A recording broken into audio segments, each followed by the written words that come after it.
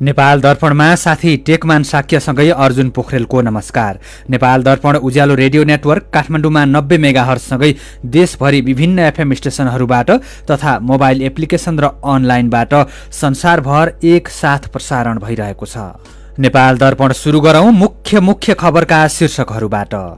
4 पूर्व प्रधान न्यायाधीशको वक्तव्यप्रति प्रधानमन्त्री ओलीको आपत्ति, अदालतलाई नधम्क्याउन चेतावनी, देशभर कांग्रेसको विरोध प्रदर्शन, ओलीले आफैलाई तानाशाह प्रमाणित गरेको नेताहरूको आरोप। संविधान बनाउने मानिसहरूले भनेको सुन्नु भएन, पूर्व प्रधान न्यायाधीशहरूले भनेको सुन्नु भएन। ओलीलाई सडकबाटै हटाउन बाध्य हुनेछ। धम्काउने खालका कुनै पनि क्रियाकलाप उहाँहरूलाई गर्न सुहाउँदैन। देशमा उत्पादन घटेसँगै भारतबाट आउने बिजुली बढ्यो, टनकपुरबाट 85 मेगावाटसम्म आयात हुँदै। बागमती सफाई महाअभियानको 400 हप्ता पूरा, नदीहरू पहिले भन्दा सफा भए पनि फोहोर फाल्ने चलन नरोकिँदा चुनौती। इन्डोनेसियामा 62 जना यात्रुसहित जहाज सम्पर्कविहीन समुद्रमा खसेको आशंका। र भारतसँगको तेस्रो टेस्टमा अस्ट्रेलियाको राम्रो प्रदर्शन। ला लिगा फुटबलमा बार्सिलोना र ग्रानडा तथा रियल मैड्रिड र ओसासुना खेल्दै। उज्यालो रेडियो नेटवर्कबाट प्रसारण भइरहेको नेपाल दर्पणमा अब सुनौ पूरा खबर। प्रधानमन्त्री केपी शर्मा ओलीले संसद विघटन प्रकरणमा 4 पूर्व न्यायाधीशहरूले निकालेको वक्तव्यप्रति आपत्ति जनाउनु भएको छ। हिजो सर्वोच्च अदालतका 4 जना पूर्व प्रधान न्यायाधीशहरूले संविधानको विरुद्धमा प्रधानमन्त्री ओलीले संसद विघटन गरेको आरोप लगाउँदै वक्तव्य निकालेका थिए। आज काठमाडौँमा भएको कार्यक्रममा प्रधानमन्त्री केपी शर्मा ओलीले अदालतलाई नधम्क्याउन आग्रह गर्दै सर्वोच्च ठाउँमा पुगिसकेका मान्छेहरूले सर्वोच्च अदालतलाई गलत ढंगले प्रभावित गर्ने, धम्क्याउने लगायतका कुनै पनि क्रियाकलाप गर्न नसुहाउने बताउनुभयो। म उहाँहरूलाई भन्न चाहन्छु, उहाँहरू जस्तो सर्वोच्च अदालतका सर्वोच्च ठाउँमा पुगिसकेका बसिसकेका मान्छेहरूले सर्वोच्च अदालतलाई गलत ढंगले प्रभावित गर्ने, गुमराहमा पार्ने, अल्मल्याउने अथवा धम्काउने खालका कुनै पनि क्रियाकलाप उहाँहरूलाई गर्न सुहाउँदैन। उहाँहरूले बन्द गर्नु। स्वतन्त्र न्यायालयलाई लोकतन्त्रमा कदर गर्न सिक्नुपर्छ। स्वतन्त्र न्यायालयलाई कदर गर्न नजान्ने, लोकतन्त्र न्याय संविधानका कुरा गर्ने, सडकबाट तपाईँ फैसला दिनुहुन्छ। संविधानमा संवैधानिक इजलास छ, अति जान्ने सुन्नेहरू केही निस्किएर संवैधानिक इजलासले हुँदैन भनेर, कुन संविधानले भन्यो तपाईँलाई संवैधानिक इजलासले हुँदैन भनेर? यसैबीच प्रधानमन्त्री ओलीले एक दिन पनि तलमाथि नगरी निर्धारित मितिमै प्रतिनिधि सभाको चुनाव हुने दावी गर्नुभएको छ। आउँदो वर्ष वैशाख 17 र 27 गते नै चुनाव हुने भन्दै उहाँले प्रतिनिधि सभा विघटन संवैधानिक भएको जिकिर गर्नुभयो। जेल खटेर अनेकपल्ट मर्दै बाँच्दै गरेर फर्किएर आएको लोकतन्त्र मास्नका लागि होइन, लोकतन्त्रको रक्षा गर्नका लागि हो। चुनाव वैशाख 17 गते हुन्छ, चुनाव वैशाख 27 गते हुन्छ, 2 चरण। यसमा एक दिन पनि तलमाथि पर्दैन। साथीहरू, चुनावको माहौल तयार गर्नुहोस्, चुनावको वातावरण तयार गर्नुहोस्, चुनावमा जानुहोस्। हामीले यसपल्ट आधी घेरी सिर्जना गर्नुपर्दछ, चुनावी वातावरणको जनलहर सिर्जना गर्नुपर्दछ।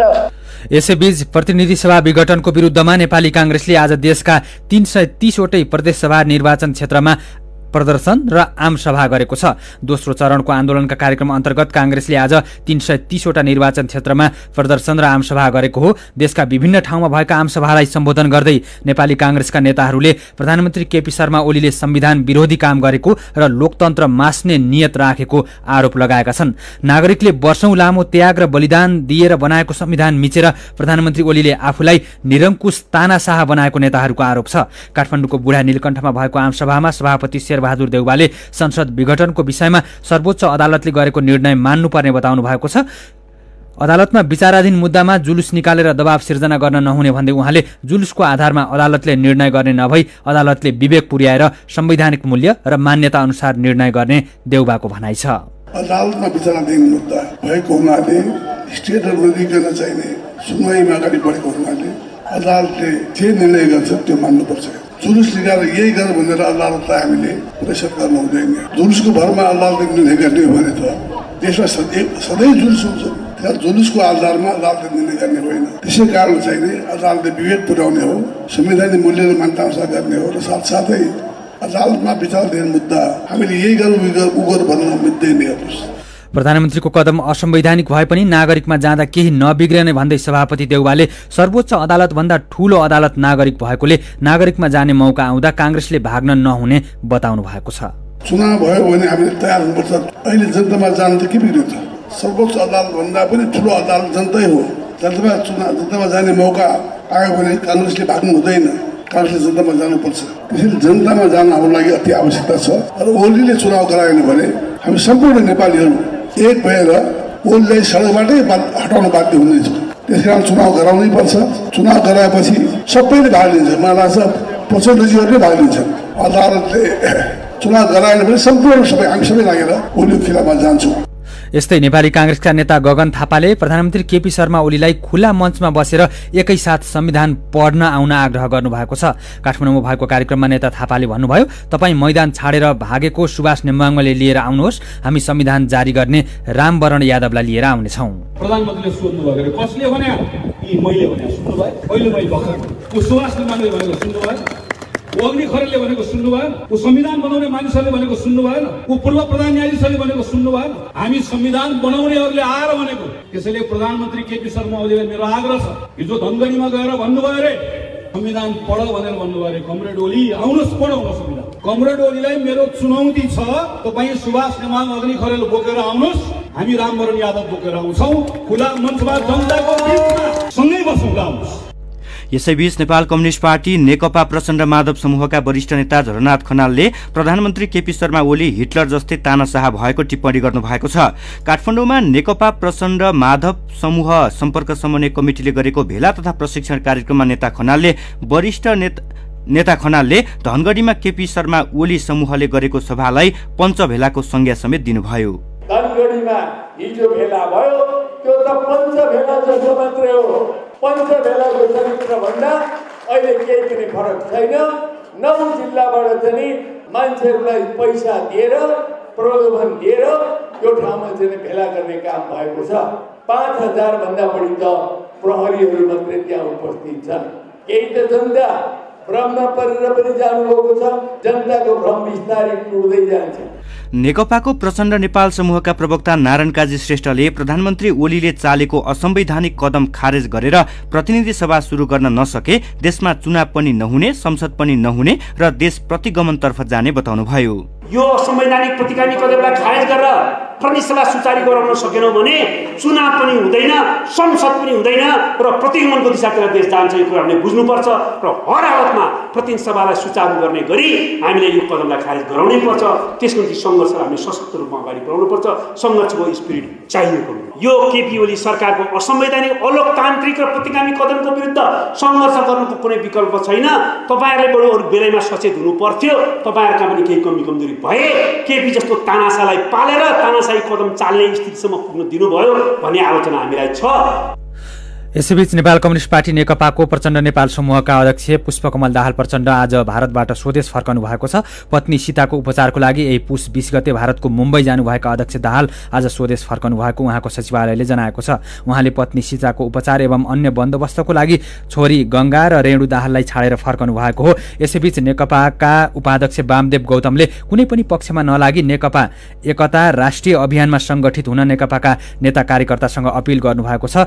नेकपाको एकता राष्ट्रिय अभियानको संयोजकका रूपमा आज अपिल जारी गर्दै उहाँले नेकपाका सबै नेता कार्यकर्तालाई आफू आबद्ध रहेकै ठाउँबाट एकताको अभियानका नाममा संगठन खडा गर्न आग्रह गर्नुभएको हो। एकअर्कालाई दोष दिँदै सामान्य मान मर्यादा उल्लङ्घन गर्दै आफ्ना ऐतिहासिक योगदानलाई च्याखे थापेर देश र विदेशका कम्युनिस्ट विरोधीलाई हँसाउने काम तुरुन्त बन्द गर्न आग्रह गर्दै गौतमले पार्टीभित्रको अन्तर्विरोधलाई अन्त्य गरेर पुनर्मिलन गर्न आह्वान गर्नुभएको छ। देशभित्र उत्पादित बिजुलीले माग धान्न समस्या भएपछि भारतबाट ल्याउने बिजुलीको मात्रा बढ्दै गएको छ। सुक्खायाम लागेसँगै देशमा उत्पादित बिजुली घटेपछि नेपाल विद्युत प्राधिकरणले भारतबाट ल्याउने बिजुलीको मात्रा बढाउँदै लगेको हो। अहिले नेपालमा सबैभन्दा धेरै बिजुलीको माग हुने समयमा 1350 मेगावाट खपत रहेकोमा 500 मेगावाट भन्दा धेरै भारतबाट आउने गरेको छ। हिजो मात्रै प्राधिकरणले भारतको टनकपुर बिन्दुबाट थप 15 मेगावाट विद्युत आयातका लागि अनुमति पाएको छ। भारतको केन्द्रीय विद्युत प्राधिकरण सीएले टनकपुरबाट थप विद्युत ल्याउन नेपाल विद्युत प्राधिकरणलाई अनुमति दिएको हो। विद्युत प्राधिकरणले टनकपुरबाट 70 मेगावाटसम्म विद्युत आयात गरिरहेको थियो। सीएले अनुमति दिएसँगै अब आवश्यक परेको बेला टनकपुरबाट 85 मेगावाटसम्म विद्युत ल्याउन सकिने नेपाल विद्युत प्राधिकरणका कायम मुकायम कार्यकारी निर्देशक हितेन्द्रदेव साक्यले बताउनुभयो। प्रसारण लाइनको क्षमताले नधान्दा पूर्वबाट पश्चिमतर्फ विद्युत पठाउन नसकिरहेको अवस्थामा टनकपुरबाट थप विद्युत ल्याउन पाएपछि भएपछि अब पश्चिम क्षेत्रको विद्युत आपूर्तिमा सुधार हुने कायम मुकायम कार्यकारी निर्देशक साक्यले बताउनुभयो। बागमती सफाई महाअभियानको 400 हप्ता पुगेको छ। 2070 सालको जेठ 5 गते तत्कालीन मुख्य सचिव लीलामणि पौडेलको नेतृत्वमा शुरू भएको बागमती सफाई महाअभियानको आज 400 हप्ता पुगेको हो। आज फोहोर मैला व्यवस्थापन संघले बागमती सफाई महाअभियानको 400 हप्ता पुगेको अवसरमा काठमाडौँको मिन भवनमा विशेष कार्यक्रम गरेको छ। महाअभियानमा सरकारी कर्मचारी, नेपाली सेना, नेपाल प्रहरी, सशस्त्र प्रहरी, नागरिक अगुवाहरू, कलाकार, विद्यार्थी, विभिन्न सङ्घ संस्थाहरू र जनप्रतिनिधिको सहभागिता हुँदै आएको छ। हरेक शनिबार नागरिकहरू स्वतस्फूर्त रूपमा बागमती सफाईमा जुटेपछि अहिले बागमती नदीबाट दुर्गन्ध केही कम भएको छ भने नदीमा केही सफा पानी बग्न थालेको छ। तर लुकी छिपी फोहोर फाल्ने चलन नरोकिँदा नदीलाई पूर्ण सफा राख्ने काममा भने समस्या उत्पन्न भएको अभियन्ताले बताएका छन्। बागमती सफाई अभियानबाट प्रभावित भएर काठमाडौँ उपत्यकाका सबै नदी र उपत्यका बाहिरका केही ठाउँमा समेत सफाई अभियान सुरु भएका छन्। सीधा कुरा प्रष्ट विचार यो हो उज्यालो रेडियो नेटवर्क काठमाडौँमा 90 मेगाहर्ज, नेपाल दर्पणमा मेरो पनि भन्नु छ सँगै खबरको सिलसिला बाँकी नै छ, सुन्दै गर्नुहोला। तपाईँ अहिले रेडियो, मोबाइल एप्लिकेसन र अनलाइनबाट प्रसारण भइरहेको उज्यालो रेडियो नेटवर्कको नेपाल दर्पण सुन्दै हुनुहुन्छ। यतिन्जेल हामीले 4 पूर्व न्यायाधीशको वक्तव्यप्रति प्रधानमन्त्री केपी शर्मा ओलीको आपत्ति, अदालतलाई नधम्क्याउन चेतावनी, देशभर काङ्ग्रेसको विरोध प्रदर्शन, ओलीले आफूलाई निरङ्कुश प्रमाणित गरेको नेताहरूको आरोप, देशमा उत्पादन घटेसँगै भारतबाट आउने बिजुली बढ्दो लगायतका खबर प्रस्तुत गर्यौं। अब बाँकी खबर। सुदूरपश्चिम प्रदेश सरकारले व्यावसायिक रूपमा कृषि तथा पशुपक्षी पालन व्यवसाय गर्न चाहनेलाई 1% ब्याजमा ऋण दिन सम्झौता गरेको छ।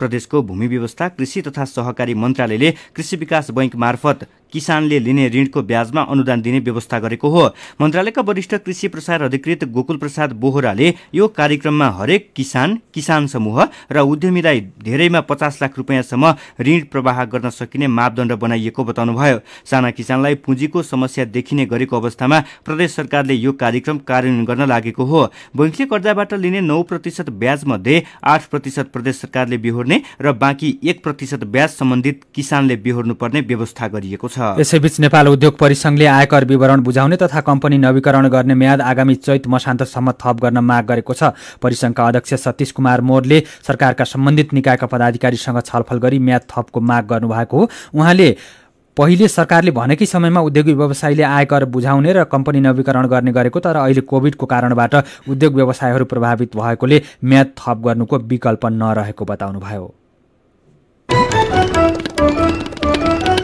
नेपालमा कोरोना भाइरसका सक्रिय संक्रमितको संख्या 5000 भन्दा कममा झरेको छ। पछिल्लो 24 घण्टामा 679 जना निको भएसँगै सक्रिय संक्रमितको संख्या 4681 जनामा झरेको हो। अहिलेसम्म नेपालमा 2,57,928 जना कोरोना संक्रमणबाट निको भएका छन्। यस्तै थप 362 जनामा संक्रमण पुष्टि भएसँगै कोरोना संक्रमण पुष्टि हुनेको संख्या 2,64,521 पुगेको छ। यस्तै पछिल्लो 24 घण्टामा 3 जनाको ज्यान गएसँगै कोरोना संक्रमणबाट ज्यान गुमाउने को संख्या 1912 पुगेको छ। पुस 21 गते गोर्खा दरबारबाट शुरू भएको गोर्खा काठमाडौँ एकीकरण मार्ग पदयात्राको टोली भोलि काठमाडौँ आइपुग्ने भएको छ। पृथ्वीनारायण शाह हिँडेको बाटो हुँदै गोर्खाबाट हिँडेको नेपाली सेनाको टोली भोलि बेलुकी 5 बजे हनुमान ढोका दरबार आइपुग्ने नेपाली सेनाले जनाएको छ। हनुमान ढोका दरबारमा पदयात्रा टोलीलाई पालिकाका प्रतिनिधि, गुठी क्लबहरू, सर्वसाधारण लगायतले स्वागत गर्नेछन्। साँझ श्री शमशेरदल गणले हनुमान ढोकामा तैनात श्री शार्दुलजङ गुल्मालाई सैनिक ड्रिलको प्रदर्शनसहित राष्ट्रिय झण्डा, टर्च तथा पृथ्वीनारायण शाहले बनाएका सेनाका 5 वटा कम्पनीका झण्डा हस्तान्तरण गर्ने कार्यक्रम रहेको नेपाली सेनाले जनाएको छ। सरकारले गोरखादेखि काठमाडौँसम्मको पुरानो बाटोलाई एकीकरण पदमार्गका रूपमा विकास गर्न लागेको छ। मेरो पनि भन्नु छ। आजको मेरो पनि भन्नु छमा हामीले समसामयिक विषयमा तपाईले राख्नुभएका टिप्पणी, विचार र प्रतिक्रियालाई समेटेका छौं। सुदूरपश्चिमका किसानलाई 1% ब्याजमा कर्जा उपलब्ध गराइँदै शीर्षकको खबरमा सन्तोष हिताङ्गा व्यङ्ग्यात्मक शैलीमा लेख्नुहुन्छ, यो पनि केपी शर्मा ओलीज्यूको भाषण जस्तै त होला नि, चुनावी नारा हो हजुर, खासै आशा नगरौं। यसै विषयको खबरमा वसन्त खड्का लेख्नुहुन्छ, कर्णाली प्रदेशमा पनि सहुलियत ब्याज दरमा कृषि कर्जा पाइने व्यवस्था छ अरे, तर नेकपाको पार्टी सदस्यता हुनुपर्ने नियम रहेछ भन्ने पो सुनियो त।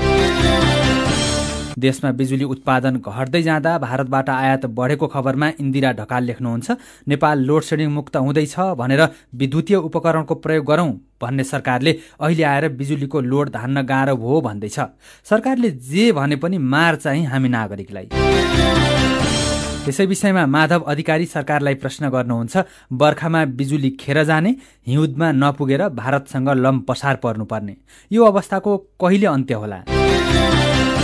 अनि त्रिभुवन विश्वविद्यालय र आन्दोलनरत आंशिक शिक्षक बीच 7 बुझे सहमति भएको विषय कपिल थापालाई चित्त बुझेको रहेनछ। उहाँ लेख्नुहुन्छ, नेपालमा आन्दोलन गरेर नै सबै कुरा हुने भयो, राजनीतिक कार्यकर्ता भर्ती केन्द्र हुने भयो त्रिभुवन विश्वविद्यालय। अब फेरि करार शिक्षकले स्थायी हुनको लागि आन्दोलन गरे हुने नि। सबैलाई शुभकामना।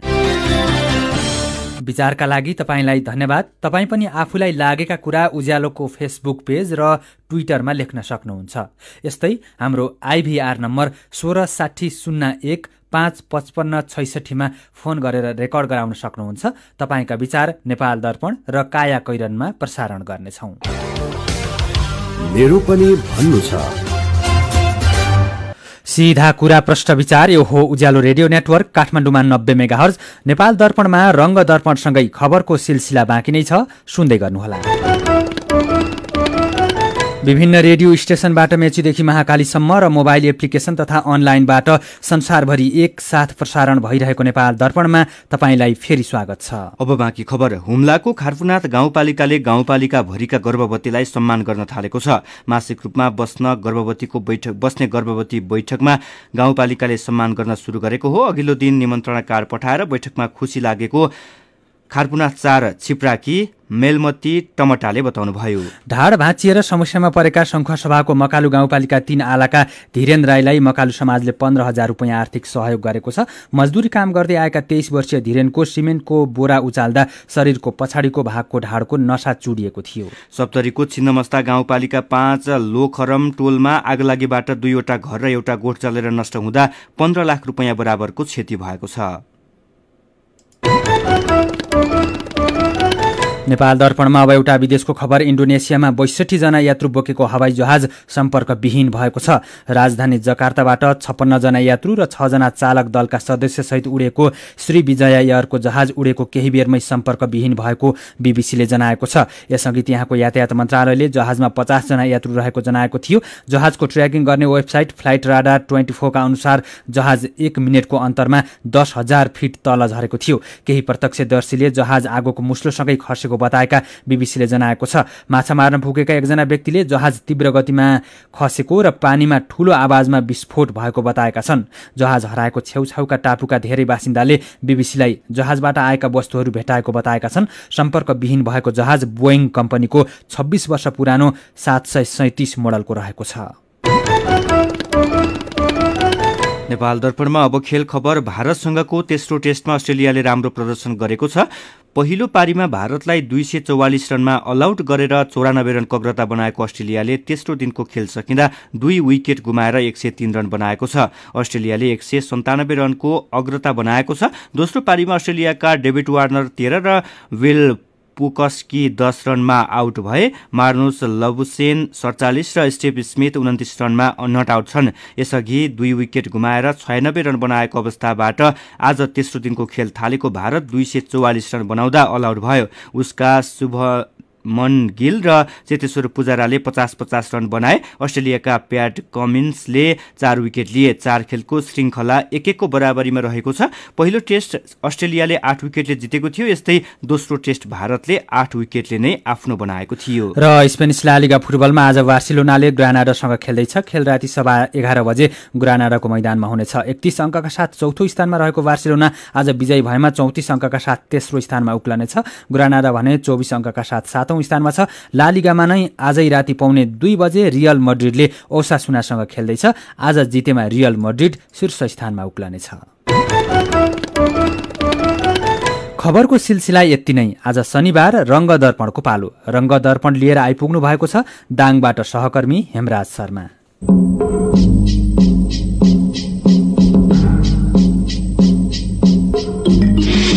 आजको रङ्ग दर्पण थारू समुदायको मुख्य पर्व माघीमा गाइने गीतमा केन्द्रित छ।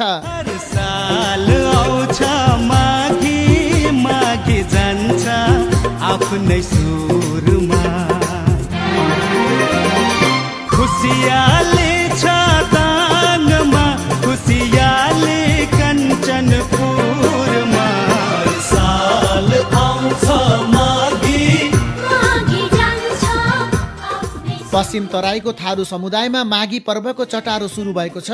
माघी थारू समुदायको सबैभन्दा ठुलो पर्व भएकाले एक हप्ता अघिदेखि नै तयारी सुरु भएको हो। उनीहरूले माघीलाई नयाँ वर्षका रूपमा मनाउने गर्छन्।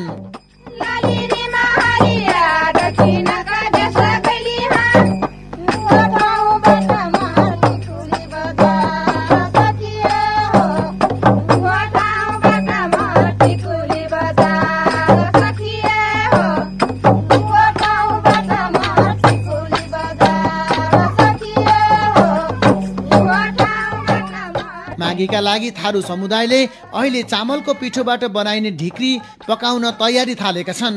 माघी मनाउनका लागि सुँगुर तथा बुङ्गुरको जोहो पनि गरिएको छ।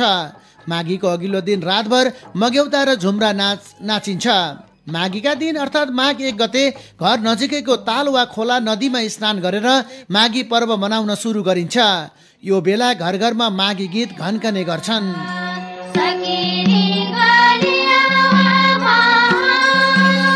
लगला बजरिया रे सकेरे गालिया वामा सकिए हो नानीले हो बाटो टिकुली बजार सकिए हो साली कटिकुले मैला रे महान सकिए हो नानीले हो बाटो टिकुली बजार सकिए। माघीमा नाचगान र रमाइलो मात्र नभई थारू समुदायका समस्या र समाधानका उपाय खोज्न गम्भीर बहसहरू पनि हुने गर्छन्। वर्षौंसम्म चलेको अर्काको घरमा कमैया कमलरी बस्ने हटेपछि माघी पर्वलाई थारू समुदायले मुक्ति दिवसका रूपमा पनि मनाउने गर्छन्। मनमा बहार छाइल सुनो सुनो डाडु भैया सुनो सुनो दिदी बहिनिया माघी तिहार आइल शीतरी बयाल बल मनमा बहार छाइल। थारू समुदायका पुराना नाच तथा गीतमा बाजे बजैदेखि नाति नातिनासम्म एउटै समूहमा रहेका हुन्छन्। यसबाट अघिल्लो पुस्ताको संस्कार तथा संस्कृति नयाँ पुस्तामा हस्तान्तरण भइरहेको उनीहरूको भनाइ छ। माघीको रौनक सुरु भइसकै थारू युवतीहरू आफ्नै भेषमा देखिन थालेका छन्। गोरी गोरी बथनिया कम्मर भाचा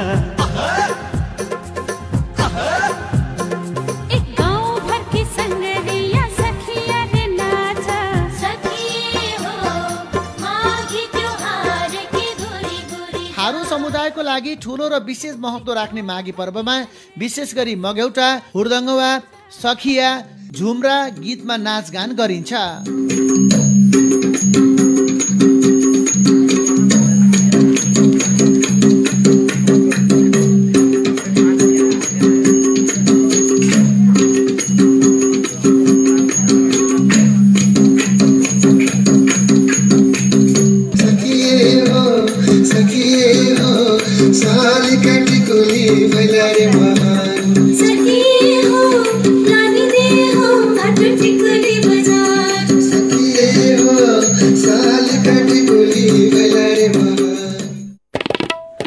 रङ्गदर्पणसँगै उज्यालो रेडियो नेटवर्कबाट प्रसारण भइरहेको नेपाल दर्पणको समय सकिने लागेको छ।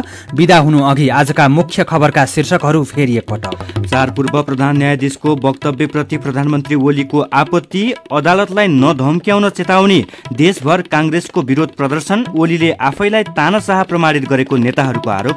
देशमा उत्पादन घटेसँगै भारतबाट आउने बिजुली बढ्दो, टनकपुरबाट 85 मेगावाटसम्म आयात हुँदै। बागमती सफाई महाअभियानको 400 हप्ता पूरा, नदीहरू पहिले भन्दा सफा भए पनि फोहोर फाल्ने चलन नरोकिँदा चुनौती। इन्डोनेसियामा 62 जना यात्रुसहित हवाई जहाज सम्पर्कविहीन समुद्रमा खसेको आशंका। र भारतसँगको तेस्रो टेस्टमा अस्ट्रेलियाको राम्रो प्रदर्शन। ला लिगा फुटबलमा बार्सिलोना र ग्रानोडा तथा रियल मड्रिड र ओसासुना खेल्दै। आजको नेपाल दर्पण सकिएको छ। प्रविधिमा साथ दिने साथी सङ्घर्ष विष्टसँगै हामी टेकमान शाक्य र अर्जुन पोखरेल पनि बिदा हुन्छौँ। कोरोनाको जोखिम कायमै रहेकोले सुत्नु अघि पनि साबुन पानीले मिची 20 सेकेन्डसम्म हात धुन नबिर्सनुहोला। नमस्कार।